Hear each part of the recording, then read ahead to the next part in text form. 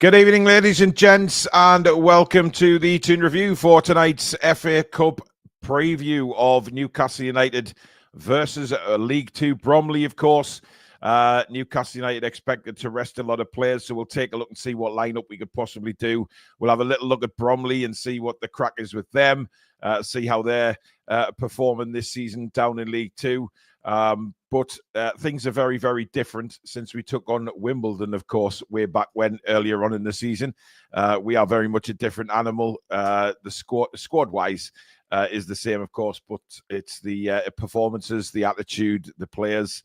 And I think those players that will be coming in will really try and do a job because they will want to let Eddie Howe know that they're chomping at the bit to get in there. But we'll take a look at this as goes. But my name is Paul, and I am joined by Mr. Stato himself, Alex. Good evening, Alex.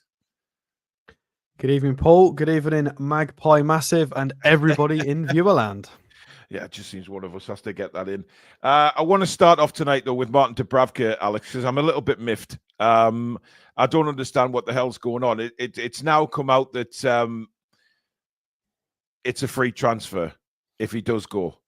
Now, I really don't see the point of that. It gives us nothing. We lose a goalkeeper. It's a very, very confusing situation for me, Alex. I don't quite get that.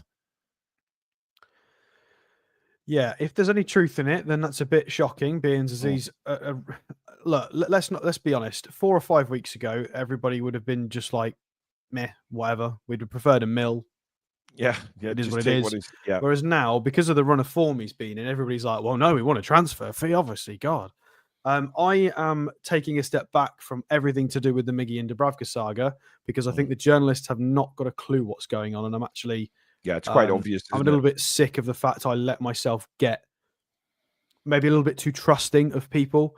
Obviously, there was articles from everybody. This was all of the top journalists linking Miggy to 5, 6, 7, 8 different clubs, all of the Charlotte FC stuff, and then for the agent to come out and say absolutely nothing at all. He's going on holiday. You're all wrong. And then obviously we've gone from £8 million fees for Dubs to 0. I don't know where they got 8 million from anyway, Alex. Where did they get 8 million from? Well, there's a lot of journalists have stated that. So the fact that they've got this so catastrophically wrong, or whether it's not them as people, fine then, it's your sources. Whatever it is, whether it's you or whether it's your sources, a lot of you have all got this completely wrong. And me personally, I don't want to send you guys watching up the garden path, giving you all the wrong information based on journalists we're supposed to trust. I think it's been far too inconsistent, far too many errors in regards to these two players and the recent goings on in transfers. I just think we all need to take a step back and we'll wait for some official stuff because a lot of it's all been wrong.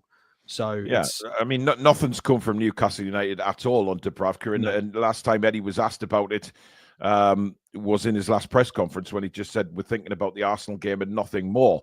And if he's asked about it in tomorrow's press conference, he'll probably say the same thing. We're focused on Bromley, and then whatever comes after that. It's very strange though because the reaction that Dubravka after the Arsenal game, it was very, very emotional. That was plain for all to see.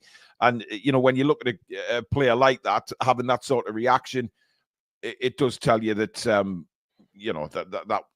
that's probably more the most concrete proof we've had as opposed to the journalist is Dubravka's reaction. But then when I did the news show today, Alex, I'm reading reports saying that Newcastle are trying to convince him to stay at the club. If he wants to I read go, that as well. Yeah, if he wants to go, they won't stand in his way, but they want to keep him. And I don't think anybody from the journalistic side of things has an absolute Scooby-Doo what's going on behind the scenes. I mean, it makes logical sense, but I'm wary of believing anything right now to do with the entire situation. I think it was Craig Hope who stated the lads have had a couple of days off, and they're going to talk to him when he's back. I think that's, sorry if I've misquoted that. I think it was something like that. But I'm just based on everything that's been wrong or inconsistent from not Craig, but just everyone. I'm not willing to really entertain any of it. We'll discuss it, but it's too wrong. We've got you've got people who are trusted and respected and have all access to different areas of the UK in terms of sporting events, venues, awards nights, stadiums. They get all of this kind of treatment and respect, and they get their information from kitmen and agents and bits and bobs, people out and about, and the information is sometimes wrong, sometimes right. I mean, Dubravka himself, though, Alex. Right. I mean, in his own head, where is he right now? Because it must be so emotional for him. I mean, having the emotions of the Arsenal game and pretty much saying goodbye to Newcastle fans and them chanting his name, and then next day it's we want to keep him. We're trying to convince him to stay.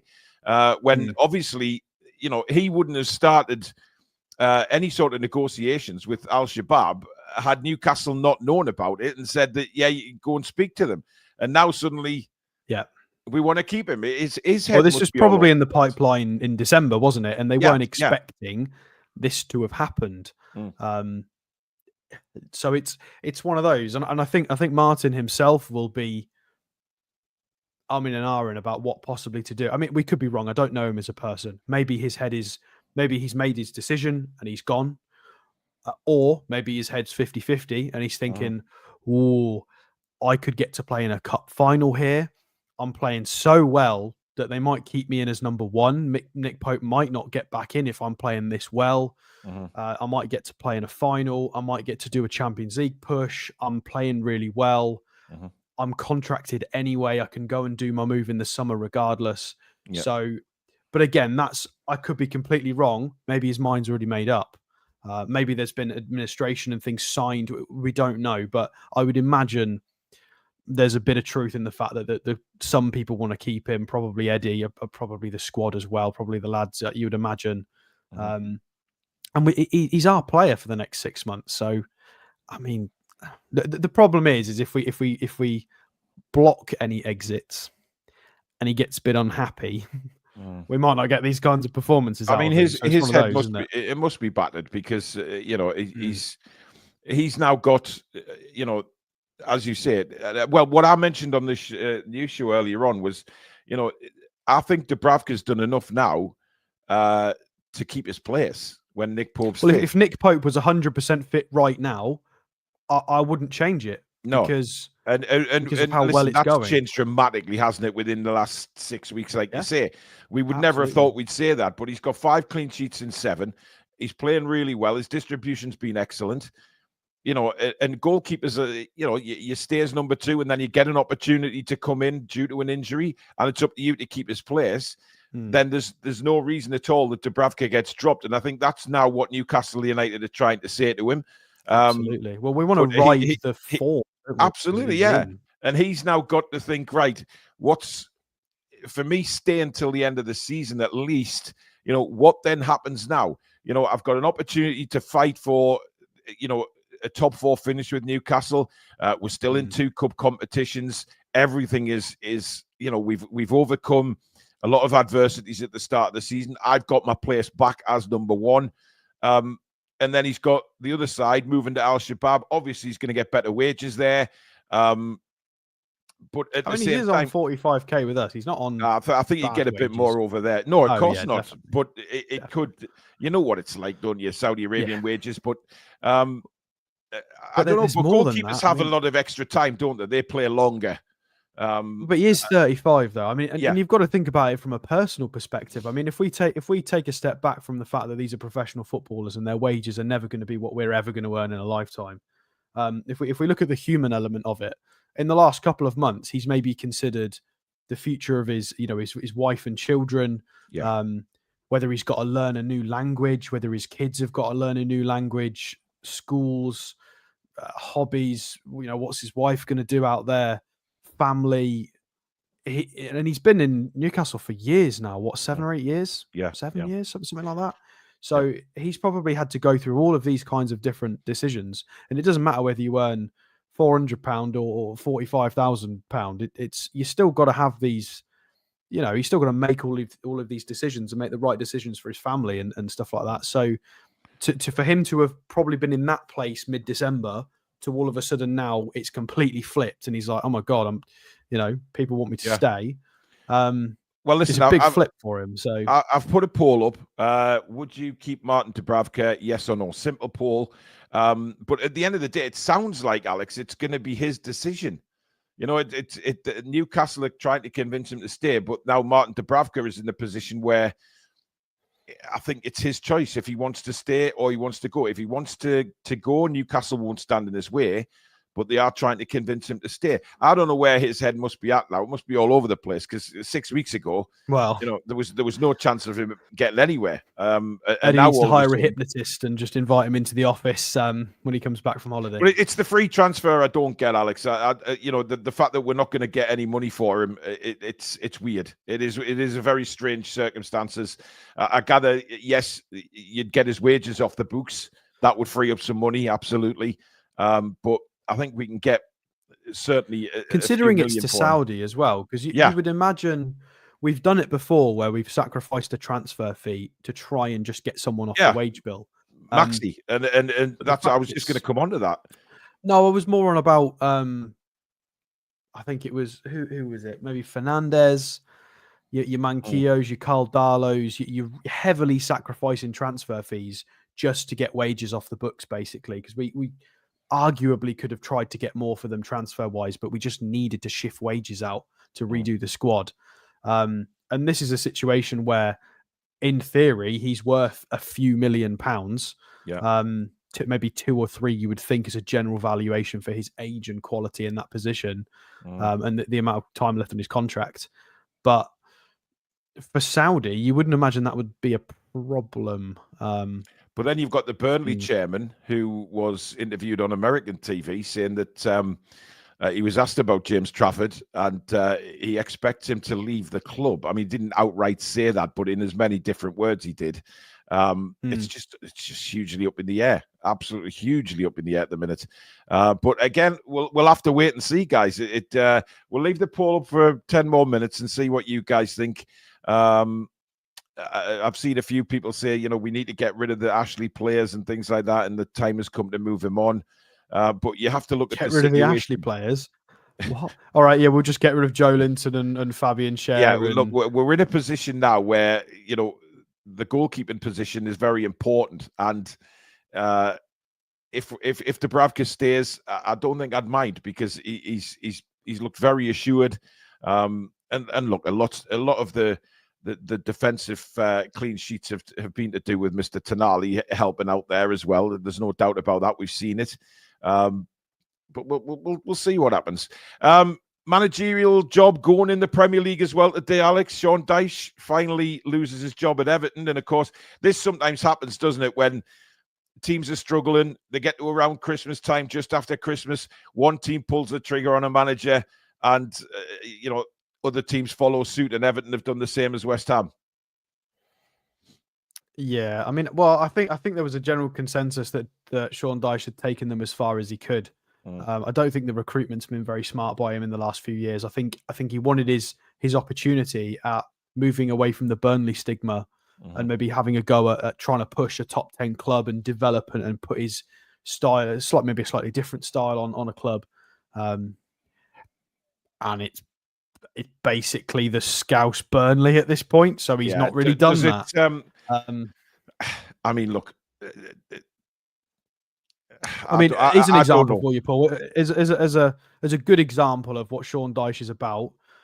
Everton play against Peterborough tonight, and Ashley Young will be playing against his own son for the Peterborough team. That's mental. That sums up Sean Dyche's squad building. I mean, to be fair to Dyche, he hasn't had a lot of funds, though. That's the problem with all the Everton ownership faff on that's been going on. Sell Calvert-Lewin and do something else. If you're in that much trouble and you're trying to not get relegated and stuff, like when we were in that precarious position, I'm sure we would have done similar if we'd have got a reasonable offer. I mean, we did do that, when we shipped players like Perez and stuff. We tried to ship stuff that was a high value players to try and recycle and rebuild and progress. We had to do it when we were kind of down there. What's the difference? You got to be a bit more humble. Indeed. Now, Isaac Hayden looks as if he's on the move as well. I believe it's to Portsmouth. Am I right? Yeah, that's the club that's been Portsmouth linked, seemingly, of course, reunited with Matt Ritchie down there.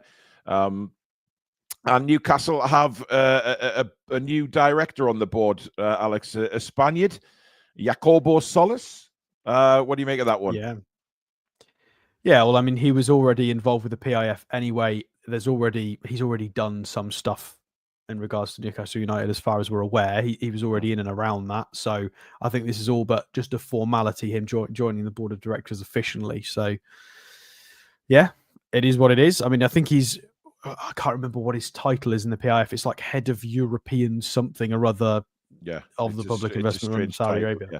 So it's he's to do with he's European a PIF affairs. guy, yeah. Gareth Bascom's been a member for 2 years now on the channel. Thank you so much, Gareth. He asked if Susan's okay. Kidney stones, wasn't it? You would think an operation would be much easier. Well, I think she's having a camera into her bladder, I think, either next week or the week after, to check what's going on, and then we'll know more from there. I did notice as well, Gareth, you put a question in earlier on in the chat, but I can't remember what you said. I'm trying to think back because I did read it and I was going to answer it and then it disappeared. If you want to ask that again, Gareth, I'll keep an eye out for it. Uncle Buzzcock says no chance I would let him go for free. A Saudi club will want him in 6 months anyway. We didn't need to fund a new stadium as well. Wish Hayden would take Miggy and Longstaff with him. Yeah. Every time there's one of the sort of squad players leaves, there's always, take these with you, take that with you, and you know. Brian H says Everton have been shit for ages. Pickford is England's number one. Look, as much as we don't like Jordan Pickford, Gareth asked if it was the same 4 charities that we're raising money for on the 3rd of February. Yes, it will be.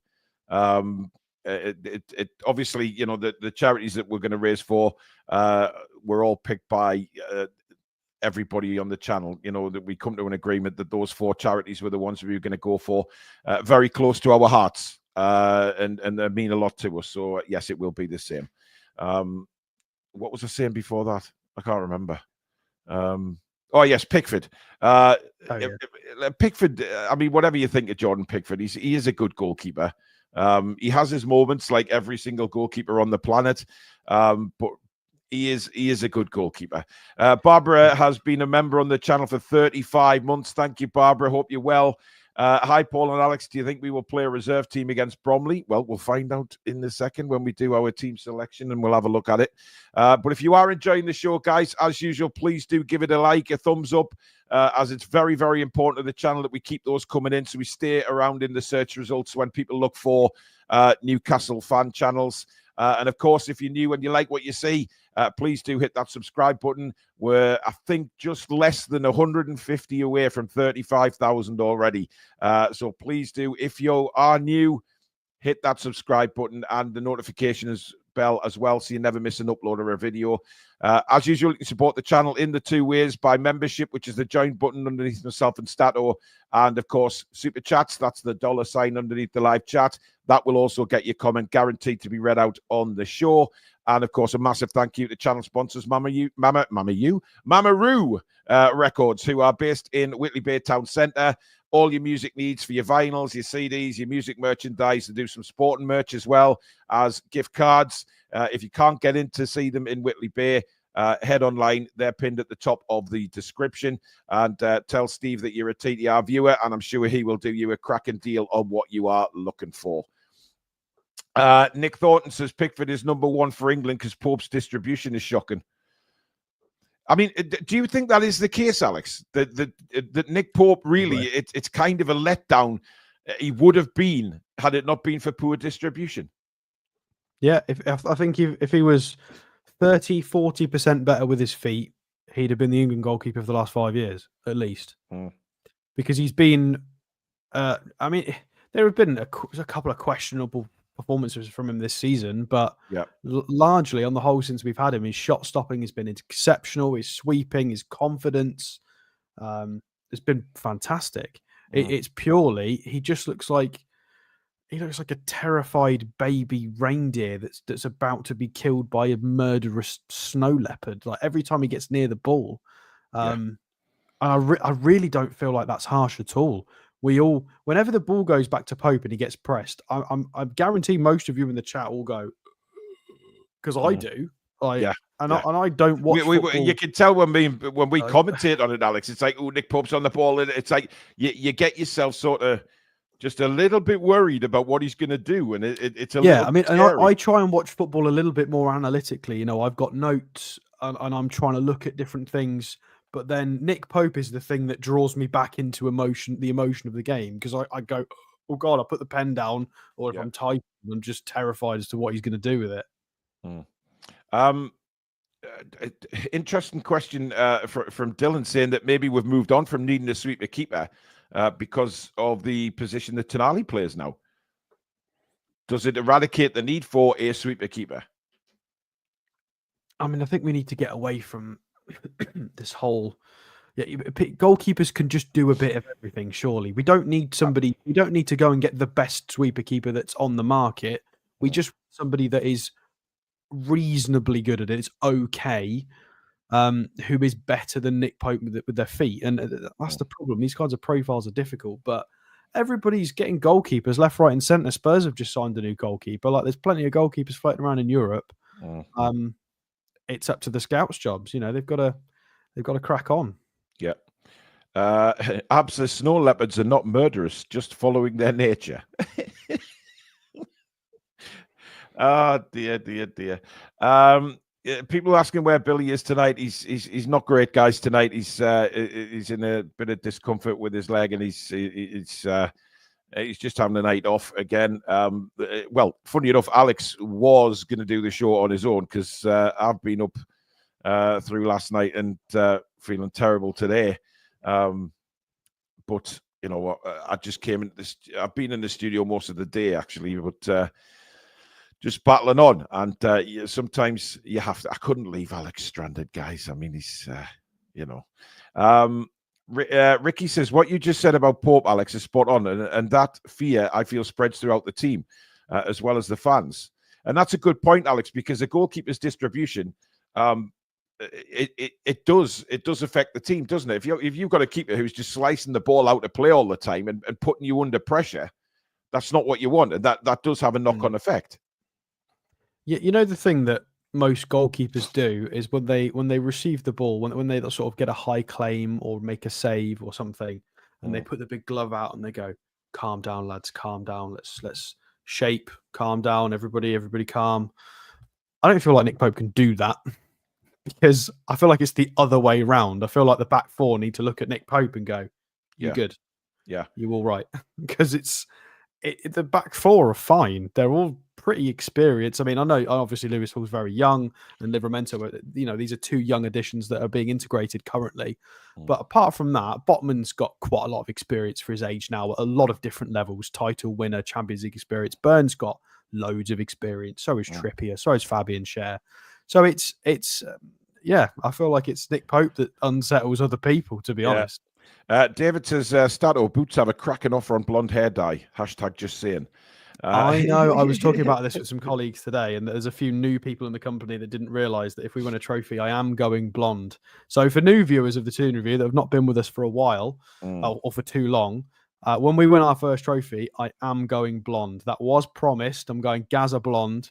I promised it when we got to the final 2 years ago, like way before the start of that season, I think it was, wasn't it? Yeah. And that offer still stands, but we've got to win a trophy. I had the hair dye at Wembley already. I had it already. I don't know what I'm going to do with the rest of it, though. Like, am I going to look ridiculous with blonde hair and a brown beard? It kind of goes together. Don't worry about that. We'll cross that bridge if we win the game. We've got to get to the final first. We'll cross the bridge when we come for it. Mr. G says, shocking that nobody's managed to get Pope seriously working on his footwork after 2 years on Tyneside. Surely by now, training ground work could have sorted it. Well, I was going to say, you know, when you play out from the back, Alex, you know how obviously Tino and Livramento, they take positions up for Dubravka to, you know, clip the ball out to them. And certainly he tends to favour Lewis Hall, if I'm openly honest, the way he goes. But when Nick Pope's in, as fullbacks, you're a bit more worried because, you don't know that you're going to get the ball. You don't know where that ball is going to land and whether you're going to be under real pressure by the time the ball arrives at you, or it's sliced behind you and out of play. But with Dubravka, he seems to have installed an element of calm where the fullbacks can move further up the pitch to receive the ball. Yeah. I mean, this is something that, as someone who's not a professional in football, I'm not a coach, I'm not a scout, I don't have the knowledge and the nous to understand why in 2 years, in the last, maybe 2.5 years, we've not been able to A, improve Nick Pope's distribution, or B, improve Dubravka's sweeping, because both of those are equally bad for the other goalkeepers. Yeah. We've watched so many Dubravka performances where we're thinking maybe it will have improved by now. Nope, still hasn't. And then we watch Nick Pope. Maybe it's going to get better. Nope, never does. And I don't, as somebody who's not a professional in the game, I cannot understand how it's something that can't be worked on.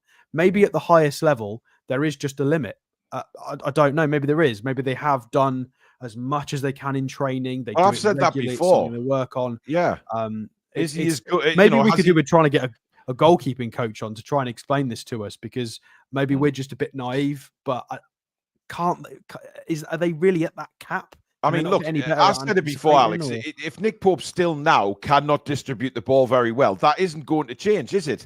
The amount of time he's played for Newcastle now. I know, it doesn't make sense. I don't get it. Like, if we sit down with a musical instrument, we can get better at stuff. Like, can Nick Pope not practice more? I'm sure he does. That's what he gets paid to do every single day in training. Maybe they have reached the cap. I don't know. It's bizarre. Something that it really is bizarre. bothers me that they can't. But the thing is, Dubravka has improved.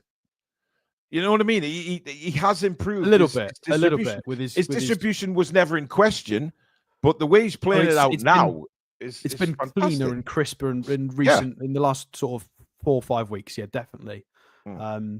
But it's the same thing with the Miggy right foot. We've been asking this question. He's had years to work on this. Yeah. Can't we at least get we're not asking for a world-class right foot, but at least competent enough that you're happy to shoot or cross with it sometimes.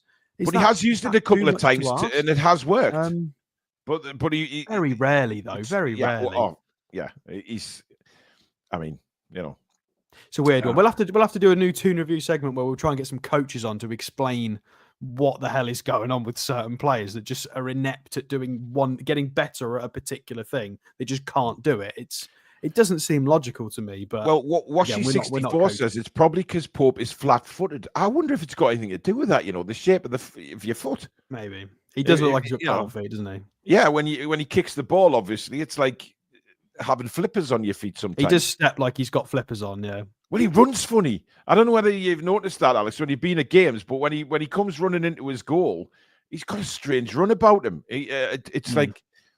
It's really weird, but anyway, it's going to be very, very emotional for Dubravka right now, and we'll just have to see which way he turns. I think we should probably talk about Bromley at some point tonight as well. Well, we're half an hour in, Alex. We're going to talk about the match now, but there was news to get through and discussions to be had. But anyway, we'll do the result of the poll first. I said, would you keep Dubravka? Yes or no? 78% said yes. So, Martin, if you're watching, we still love you. We still want you. End of story. So, that's a good percentage. There's 1,500 people here. So, yeah. It's a big vote. Massive. Right. Let's move on to Bromley and see what League Two Bromley could bring to St. James's Park on Sunday. Of course, it's a 3 o'clock kickoff. As usual, Matchday Live will be here on the Toon Review for full commentary of the game. But let's take a look at a little bit of Bromley, Alex, and see what they're all about. Right, this was a tough one. I haven't had a lot of time to research this, but I've done my best, guys. So don't kill me if anybody's a League Two. I don't think anybody's expecting a real great deal from us tonight on Bromley, Alex. But I think we're more. I know, but I've got standards to maintain. I like to do my research. So, OCD, I know it kicks in. Currently, Bromley League Two are in 12th place. They're doing quite well this season, to be fair. They've been on a really, really good run recently, which was undone by Crewe. They lost 4-1 and got a player sent off towards the end as well. But they went on a long unbeaten run since sort of early November, all the way up to that loss against Crewe. I think it was only about 4 days ago. So really, really impressive. And they're flying. You'd think they'd be a little bit higher up than this, but they went on a similar run to what we did when it was Bruce and Howe took over. It was just draw, loss, draw. So many draws. There are 10 draws, which is more than pretty much everyone around them in the league. More than above so them, many draws. Yeah. And if we scroll down and have a look, here is that recent run of form that you can see. So lots of wins and draws there. So they managed to turn the draws into wins, especially in the last couple of months. So there's the 4-1 loss to Crewe, but very, very good prior to that. They got a 3-0 win away at Gillingham, 1-1 draw at home against Swindon, absolutely thumped Newport County as well. 2-0 away win at Morecambe. So, yeah, really, really good form from then. If we go back, that does go back to Charlton was the last time they lost since that Crewe loss. So you've got to go back all the way to the 12th of November. Charlton were a good side as well. So that was a long run they've gone on there. So not bad at all. But then if you do go back to kind of earlier on in the season, it is lots of draws and losses and draws and losses. So they did not start the season well at all by any means. Yeah. In terms of their team, if we have a look, I think it shows us their most used team on the right, does it? No, it will give you the highest players. Yeah. So Michael Cheek is their forward, the 36-year-old journeyman captain. Well, I say journeyman. He's been at Bromley for quite a long time now, I think 2019. But he is a big, meaty forward. Despite being 6'1", he is all. Is he a chunk, Alex? Is he a chunk? He's a chunk. We've got to be careful with him. So we'll have a look at some data just to kind of show you what this looks like. There's Michael Cheek there. There you go. Oh, he's 33. I don't know why I thought he was 36. You've done him 3 years there, mate. I mean, that's... Positioning, aerial duels, and penalty taking. Weaknesses is passing. Yeah, they don't do a lot of passing. The premise, as far as I'm aware, from Bromley is cross, try and get the ball in the box. As soon as you've got an attacking opportunity, flood the box, try and get a ball in. Apparently, he's the all-time National League top scorer, according to Ewan. Well, he's been around. If you have a look at his recent data, it only starts from 2017-18 from Dagenham and Redbridge in National League, Ebbsfleet National League, Bromley in the National League, and then all the way up into League Two. It does say he's 36 there. Double figures every. That's a bit weird. Have they got his age wrong? It says he's 36 here. It says 36 there, so everybody's getting his age wrong. Well, the websites need to agree on it because I don't know when his birthday is, so I don't speak for him. And this is his transfer mark. So this goes and shows you all the way back pre-2019. Stanway, Rovers, Heybridge, Swift, Chelmsford, Braintree. So proper football manager stuff, this guy. But an interesting player. And he's this season as well, he does have 13 goals and 2 assists. Well, you look at it, since 2018-19, he's hit double figures. To be fair, it doesn't matter. It doesn't matter what league you're playing. That is some good record, that. It doesn't matter what sort of level he's playing at. You know, Bromley are a team that are confident at the moment. They're in League Two. They're a professional outfit. Although they probably should be in League Two. I can't imagine it by any stretch they would be semi.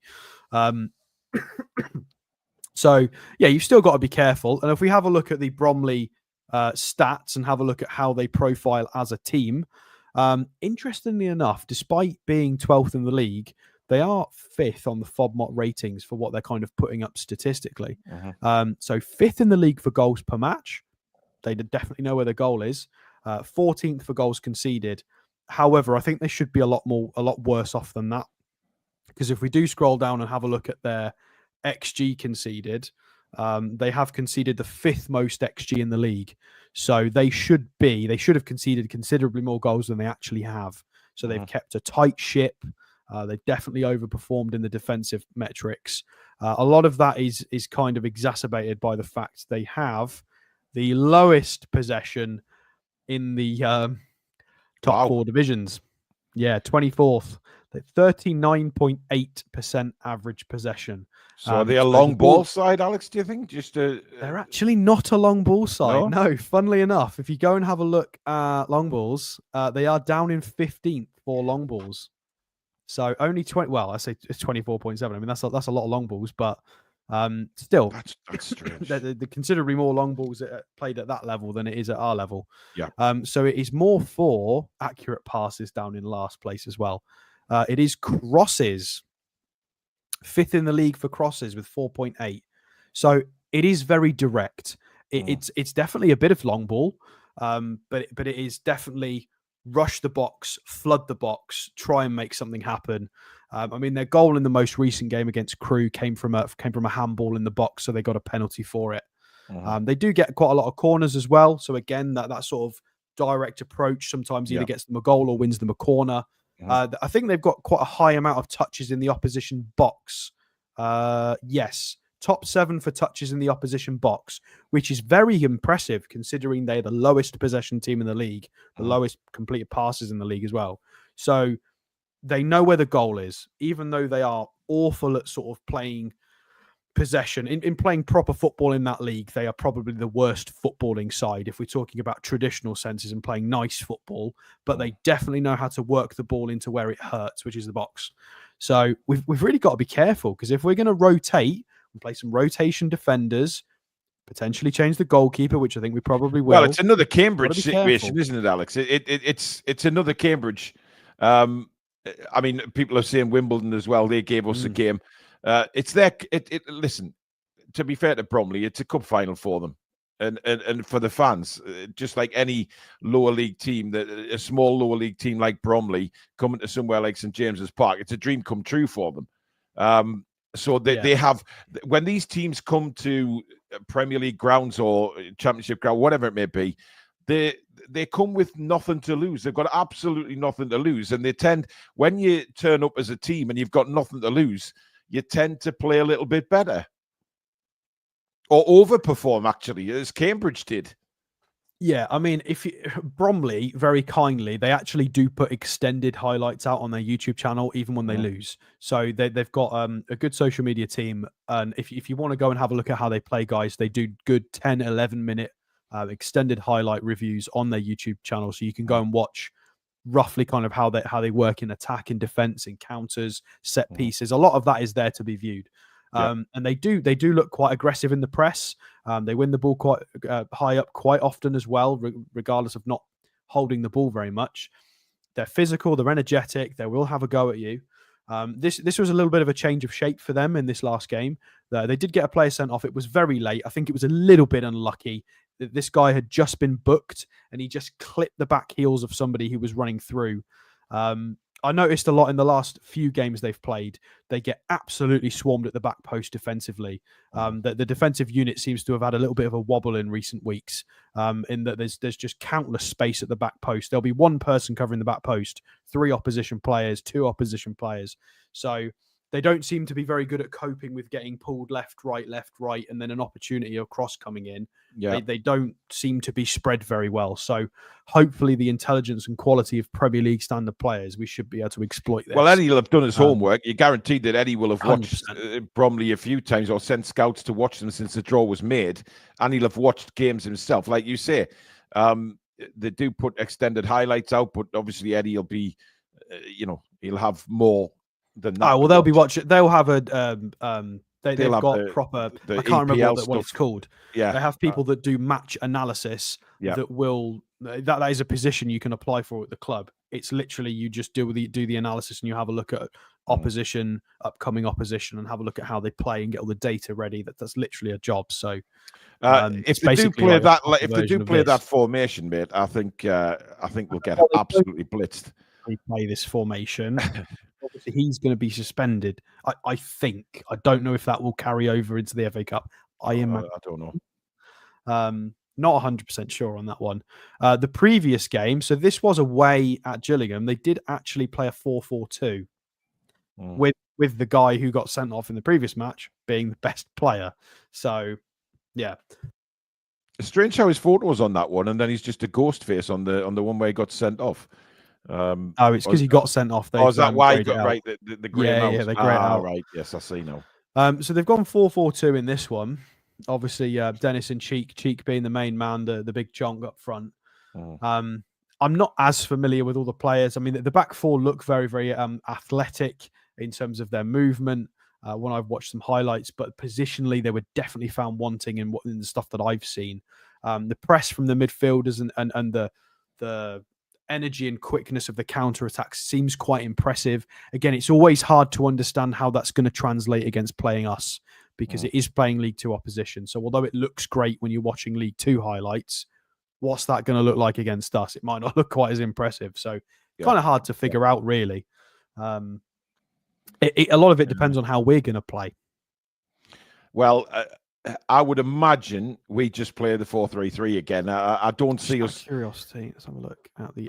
I don't really see us changing that, Alex. To be honest, the formation or anything. I think we go with what we know. He's gone. Andy Woodman's gone a bit hipster there. Look at that. He's full back pushed up with a back three. He's got the 9 and Dennis just in beyond. Okay, it's interesting. Definitely set up for the counter attack. Oh, absolutely. Should we have a look at us? Yeah, this is going to be the one for me. Is what team we put out, because it certainly won't be that one. Vlachodimos has to play, doesn't he? If we start at the goalkeeper, I would imagine so. It's between. Well, let's put all the options up, shall we? So we've got Ruddy, Vlachodimos.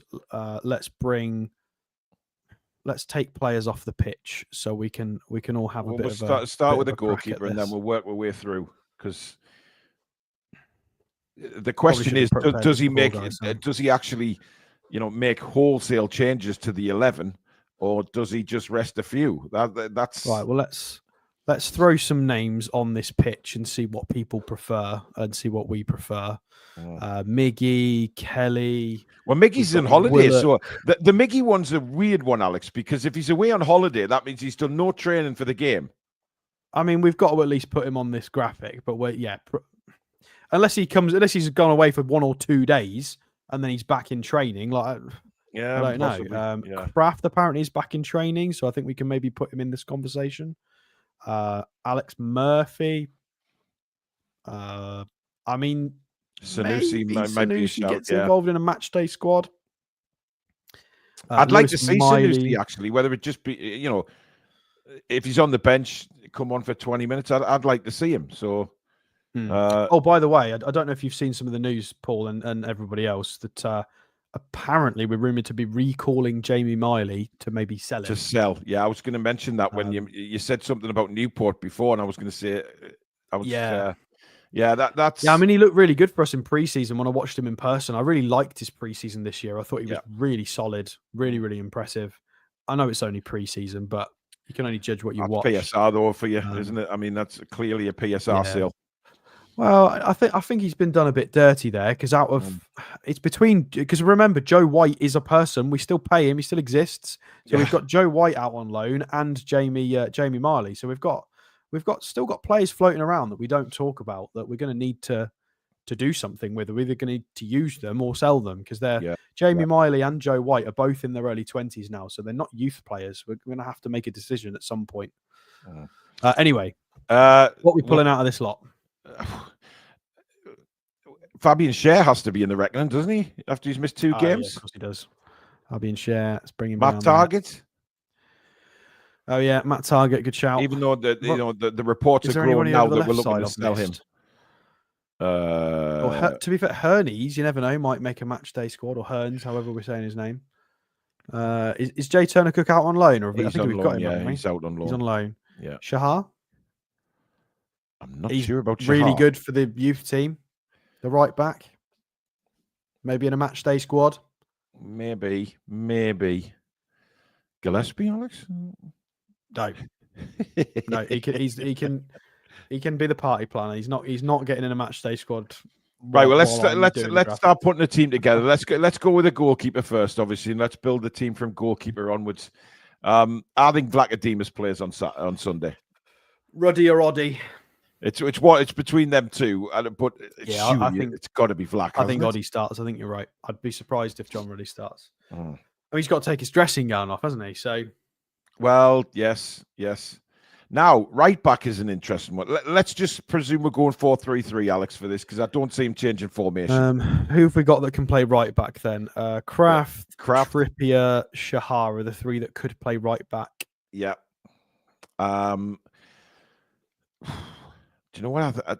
I think he might go Emil Kraft, give him a game. Is Ashby not on loan, guys? Or have I just missed Ashby's at QPR. Oh, yeah, there you go. He's not here. So, yeah. We should probably do a loan watch show at some point, but we transfer windows open, so we're really busy. Peter Garthwaite's in with a super chat. He says, if we want to keep Doobs, we need to sell another keeper. We have to improve the squad this month. And please, no more kids. We need players for the first team. Well, Mr. Barr was linked with us again today, Alex. It's a really strange situation. I don't know whether you saw the news show I did, but Valladolid. No, hey, have you noticed I've been practicing that name? Valladolid. I can say it now perfectly. Oh, what? Juma Barr's been linked again, has he? Yeah. Apparently, talks have quite advanced. However, Valladolid would have to buy him first from his parent club. Yeah, because he's only on loan. Officially owned by a Sierra Leone Premier League side. Yeah, I said Freiburg, and I realised when I'd done the video, Freiburg's in freaking Germany. So it's not Freiburg. It's a team beginning with an F. I can't remember who it was, but I said Freiburg because I'm an idiot. But they have to buy him from his parent team and then sell him on to Newcastle. So it would be a very strange situation to know how much Valladolid would pay for him in order to sell him again, because they're not going to buy him and sell him at the same price, are they? They'll want to make a profit. Oh but it's something that's it's not an uncommon practice in football. It does happen. Yeah. They get loans to a team and they have a breakout season and then they get bought by a bigger team, and I mean, it means that there'll be a lot of money for that club in Sierra Leone and they'll probably start climbing the table. So that'll be a fun Football Manager save. Yeah. So for anybody who doesn't know who we're talking about, Juma Barr, an absolutely enormous young centre back, 6'5", 18 on loan at Valladolid. We did him on La Liga games. Was it the first transfer show we did this January? So go back, once we finish this show, go back and have a look at the 2 transfer shows. I think he's on the first one. Is Juma Barr, a centre half? But it's fair to say Demba Barr. No, Juma Barr, very different person. BAH is surname spelling. Valladolid are, well, I think it's fair to say, just the Southampton of La Liga this year, aren't they, Alex? They're really struggling. They're dead last. Everybody's complaining that I've not got Livramento in this conversation. Okay, fine. We'll put Tino in the conversation as well. He's probably very tired, everyone. Yeah, I don't think Livramento plays. I think break. I think it's between Kraft and Trippier for the start. I mean, yeah. Trippier, I mean, who's going to be the other centre half? Kelly and just Shea. Because obviously we've got to put Kraft somewhere. Yeah, I think it'd be Kelly and Shea. You think it'll be Kelly and Shea? Yeah. Okay. Yeah. Where's Kelly gone? There he is. I think he'd target give Kelly left back. Yeah. And So does Kraft not start at all? Well, I think it's between Trippier and Kraft to see who gets the start. Because Trippier's had a few knocks. Yeah, but he's had a couple of knocks in recent weeks, hasn't he? He's been ill and he's had a couple of little injury knocks. Kraft has come back from a long-term injury. Does he start him and give him a game, or give him 50, 55 minutes and then give Trippier the rest, or the other way around? I really want to win this game, and no disrespect to absolutely, 100%. Trippier is a better player. I would prefer. You can't take too many chances. Well, go with Trippier. Yeah, let's assume it's this Kraft for now. Will make an appearance. Yeah. Fabian Schär obviously has not been injured; he's just been suspended, so surely walks into this team as the right-sided centre half, unless Eddie throws Kraft in somewhere on that right side. You know. I mean, he could technically start Kraft and Kelly, couldn't he? Well, this. Yeah, but I think with Fabian being out for 2 games, I think he needs game time just to, get well, the thinking is that Target doesn't get the start and he does.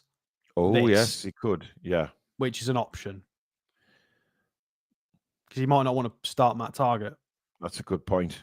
Or Matt Target might not be able to start. I don't know which is true. Why would you want to start Matt Target? I mean, they're trying to ship him out as quick as they can anyway, if you believe reports. I mean, him and Miggy are the two that I think Newcastle United are trying to ship out in this window, and very, very quickly. Yeah, that's People not. don't I like mean, Kelly at left back. Yeah, but it's Bromley, and he's played left back for a Premier yeah, League come on, team. guys. Surely He's played left back a lot for Bournemouth in the he Premier League. can't be This that bad at left no back. disrespect to Surely. Bromley, but come on, guys. I mean, he's Fine, basically fine. We'll change it. We'll give Matt Targett a go. Hey, you're saying Kelly can't play left back. Matt Targett can't play football at the moment. So, although he did come on as a sub the other day, didn't he? He was he a did, couple of weeks ago, whenever it was. All right, so we'll go with that for a back four, unless anybody's got any major objections. I think that's probably as close as we're going to get in the predictions. Right. I think Emil Kraft coming in is what could upset this lineup, and we just don't know. Yeah. What are we doing with the midfield? Well, there's the question. I think Miley definitely starts 100%. No, by the way, no Alex Murphy in this. Well, I mean, he could start left back. bench. Murphy, we've seen Murphy play left back and centre back, of course, and done really well in both positions. You know, that I think was pre-season 2 years ago, wasn't it? When we played Gateshead and that, and he looked in Rangers, he looked really good, positive, yeah. and then we never saw him. I do want to see some progression from Alex Murphy. Maybe he's made a lot of he's made a lot of subs. He's been on the bench for quite a few times, but let's put him on. We need to start building a bench as well. So let's build a bench. Kraft and Murphy would definitely be on the bench. You would imagine Ruddy would be the backup keeper. Maybe Shahar gets on the bench, and then we'll build the rest in a bit. Yeah. All right, so we'll stick Sanusi, Miggy, Barnes up there. I mean, these are the three midfielders that I'm left with without touching anything else. That's probably not going to be our midfield. Does he play Bruno with him missing the last match? I mean, I don't think there's enough umph in this. I think we need one of the senior, absolutely. That's not a strong enough. One extra one. See, this is the thing. We can't just change the whole 11. You just can't, because I think lessons need Bruno's to be learned. Quite good at playing every game, though, isn't he? So yeah, I mean, Bruno, to be honest, I think should play because he missed the last game. So there's no problem with Bruno's fitness, and it's a week till our next game. We give Tonali a rest. There's no weekday match next week, is there? It's a week till we play our next Premier League game. I'll just double check that, but I think it is. And if so, then Bruno's got a week to recover. So we play Wolves on the 15th. Oh yeah, we've got 3 days, and then after that we play Bournemouth on the 18th. We've got a good run of games coming up. But listen, you could start Bruno, get the game won, and take him off after an hour, and then do we do that? I mean, that's a strong enough midfield for me. Providing Willock's on played the whole game the other day. Tonali probably is in line for a bit of a break. Or does Longstaff start instead of Willock? Well, Longstaff didn't play as long as Willock, did he? Joe played a lot longer, so maybe. We know he loves Longstaff, doesn't he? So I mean, Longstaff doesn't really could play left side, but yeah. Nor does Miley's played left side, I think, a few times. I think Miley's played quite a lot. Miley's got a good. I don't see a problem Miley playing there, to be honest. David's asking why no Dubravka. Well, because I think even if there wasn't any speculation about Dubravka leaving, I think he would play Vlachodimos anyway, because it's an opportunity for him to play some squad players. If Vlachodimos or Ruddy don't start this match, take them off the NUFC calendars. There's just no point. There's no point. Take the dressing gowns off John Ruddy, because there's no point in them being at the club if they're not going to start in the third round of the FA Cup. Yeah. When are they going to start? Yeah. Right. Well, my front three would be Barnes, Asula, and Almiron. Do you want me to bring anybody else out of the other list, or are you happy with this 4 that I've just sort of thrown on the pitch? Well, I think, again, I mean, look, come on. Asula, Almiron, and Barnes should be a good enough front 3. And I've never thought I'd say that about putting Miggy in the side. So we'll put Sanusi on the bench. And we'll go. I still think he'll have some big hitters on the bench, though, Alex. That's the thing. I think he'll have his big hitters on the bench. But come on, look at that lineup and tell me that's not good enough to beat Bromley. It has to be. I mean, there's a lot of players in there with good amount of Premier League experience, with Barn, Miggy, Sean, Bruno. I mean, Miley's got a little bit of experience, and he's done very, very well. Trippier, yeah. I mean, that should steamroll them in theory, but doesn't mean it will. I mean, Jake's saying take no chances, unchanged from the last game. How it, Jake? That's not going to happen. Good grief. Come on. It just is not going to happen. Everybody walked out on crutches after the last game with the an effort we inhaler. put in the deserve a rest. That for me, I mean, that is a lineup I think we could yeah. The bench is really hard to figure out. But I think I think he's got to put a few big hitters on the bench, Alex, as well as a couple of kids. I don't think he'll sort of. There'll be a couple of big hitters there ready to step in. Do you think we'll have sort of a Gordon and an Isak on the bench? I don't think Gordon. I don't think Gordon takes part at all. I don't think Isak does either, if I'm honest. And I know that's a big. I don't think that's. I think that's a big call. I think Joe Linton will be on the bench. Maybe Murphy. Murphy. Possibly Dan Burn. What about one of Burn or Botman? Probably Burn. I think Botman has a rest. What about one of the two fullbacks? What about Tino or Lewis Hall? We need some fullbacks on here. I mean, we've got Alex. I guess we've got Murphy and Kraft, but how many are we allowed on the bench? We've got 8 there. How many are we allowed? 9. I think it's the same as the Premier League, isn't it? 9. I feel like we need another attacker on here. There's not a lot of attackers. No midfielders. We've got no midfield. Well, we've got Joe Linton, I guess. He's a bit of a hybrid attacker / midfielder, but Murphy as well. I mean, Murphy can do a job there. Maybe Willock. Yeah.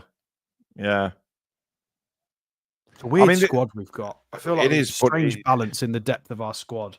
It's such it makes such a difference to Eddie himself, though, to be able to. You know, last season we were struggling to put 11 players on the pitch at this time last year. Now it's a lot of people saying Munda. I mean, yeah. The thing is with Munda, guys, is I watched him in pre-season. We don't play Munda, we play Sunday. See what I did there, Alex? In pre-season, he was absolute gaff. He was terrible. And then he played a few under-21s games that were streamed on the app, and he was really, really good in those. So but I didn't see a lot of that. So yeah, let's not forget, Alex, some of these kids also played against the All-Stars in Australia, and look how that went. Oh, I don't think that... I'm not going to take anything from that game. Oh, I am. There's some of them quite clearly not good enough. Well, half of them got released anyway, so... Yeah. It is what it is. I mean, maybe we might get a fair shot. I mean, Alfie Harrison's dropped off a cliff. I mean, he's gone. We saw him loads in pre-season. He struggled a bit. He can't get a start in the academy now. Never mind getting in a. I mean, he was getting pictures with Erling Haaland and Cole Palmer and was involved in the Man City training. And he was training with the first team at Man City, and he's just fell off a cliff. Don't know what's gone on with him. We'll. I mean, I think we paid a few million quid for him, didn't we? To get him into our academy. So hopefully we get something out of him. Not sure. But yeah, I mean, maybe we'll be surprised and we'll get a Harrison or a Munda or Hearns or somebody. I think Hearns has got a good shout with being involved in the match day squad. I feel like because he's been trusted before.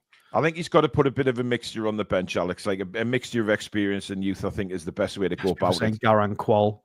Yeah, I mean he's over here. I didn't even bother bringing him over, guys. I mean Heffernan as well. There's me losing Heffernan. I mean he's fantastic, isn't he? So I don't know why he's not talking about him really. But again, I don't know if he's. But we're talking about making I think he has to be careful, Alex. Like I say, lessons have to be learned from, No, I agree, but I'm talking about bringing some of them into the match day squad, not necessarily starting, but just for the experience. Yeah. This is why I'd love to live up in the Northeast because I want to go and watch all these U21 games. I want to know what these players are like, and unfortunately, I don't really get the opportunity. So maybe in the future. Garan Qual, I don't know. Sruli's asking, is Sruli going to get a full 90? I mean, Qual's off the cliff, mate. He's not even getting game time. Is he even at the club? We've got a lot of viewers that do go and watch the youth games. How's he doing? Is he not injured? Is he playing? Is he doing something? Like what? I know he was out. He was out long term with a knee injury, wasn't he? And I don't know if he's back in. I mean, Ali B saying Ben Parkinson. See, the times I've seen Ben Parkinson come on for us, he hasn't really done it for me. I don't know what's going on with Kual. I have no idea. He's contracted until June 2026. Yeah. I don't know if it's going to list his injuries, being that he's not really involved in the senior setup. Doesn't really give us much. I don't know. Anybody who watches stuff, I mean, Well, Ali B says Kowal's doing well in the under-21s now, Paul. Or actually, it could be Ben Parkinson that Ali's talking about. Yeah. But that start 11 for me, you've got the experienced heads of Trippier, Share, Bruno, plenty experience, actually. If you look at Longstaff, you've got Miley also, who's Champions League experience. That is a team there good enough to beat Bromley.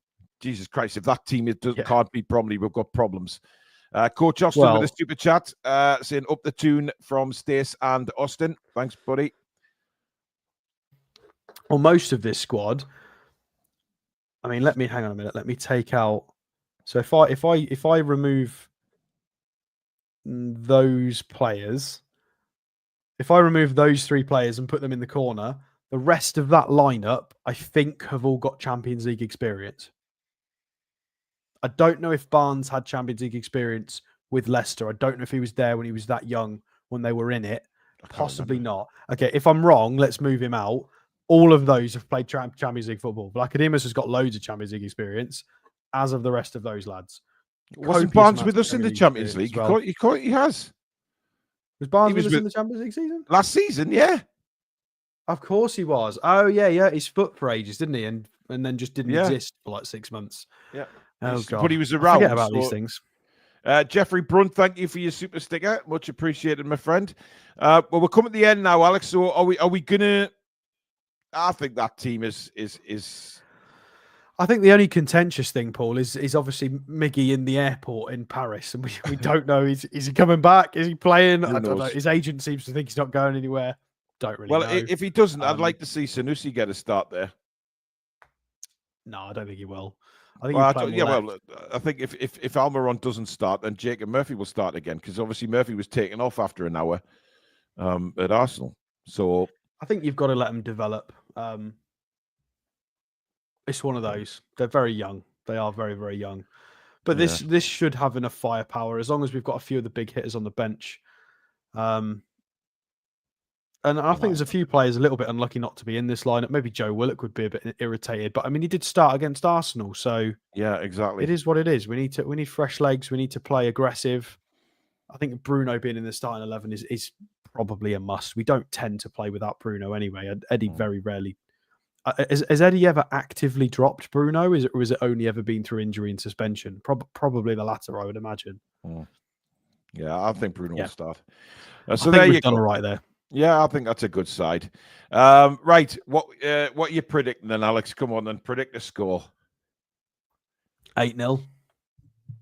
You're going 8-0. No, I'm not going 8-0. Okay. Although, having just watched a bunch of Bromley over the last couple of days, I'm not overly impressed with how they play, to be honest. Although they're doing quite well in the league. Yeah, but the 12th in League 2, Alex. I mean, this is a 12th in League 2 side. Yeah, but we've got form for being really bad against these sides, haven't we? So, and it's going to be a heavily rotated lineup. It's not going to be our Warriors that we're used to watching at the moment. So, yeah. I mean, what Stuart's just put there, drama-free nonsense. I hope that is what I don't care what the scoreline is, but I don't want a drama-free game. I don't want us at half-time for our half-time analysis to be, oh God, what are we going to do? We need to. Should we bring someone on? I don't want us to have to be doing this at half-time. I want this game to be better performance than Wimbledon as well. I've got to give a score. I don't know. Yeah, I'm going to go with.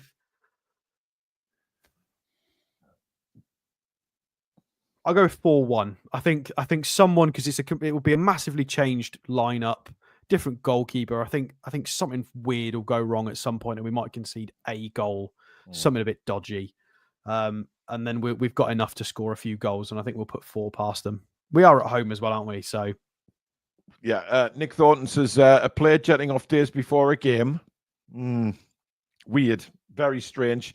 And Peter Garthwaite says, "Do you think the subs at Arsenal had this game in mind?" No, I think the subs at Arsenal were very, very tactical and for a reason. Yeah. I don't think he was even thinking about Bromley. Just hope they're not like Tranmere. No, I'm going 6-0. I'm going 6-0. Yeah, I honestly think, because there's players that are going to come into that team, Alex, wanting to prove a point. And I actually think Harvey Barnes might get a hat-trick on Sunday. But we will wait and see. Anyway, I've got no idea what the goal scorers are going to be because I've got no idea who's going to play. Exactly. It's very difficult. But listen, that is it for tonight. We are back tomorrow night. There's no TTR Friday tomorrow night. We're doing a transfer show because, guys, we've got to fit them in. There's a transfer show tomorrow night at 7, Saturday afternoon at 4 o'clock. There's a transfer show. Sunday, of course, match day live. Tomorrow morning, 11:30, press conference reaction with myself. So make sure you're around for that. We've moved it half an hour now to 11:30. Give people time to sort themselves out. And yeah, so lots to come on the channel. So please do give the show a like if you've enjoyed it tonight. And of course, if you're new to the channel, hit that subscribe button. And don't forget to hit the notification bell so you never miss an upload or a live show. Thank you for your super chats and your memberships, guys. And thank you to the mods and Alex. And of course, the biggest thank you to you guys out there for tuning in to us again tonight and spending an hour of your evening with us. We will be back tomorrow, so enjoy the rest of your Thursday evening, folks. Good night. Come back and check out the green.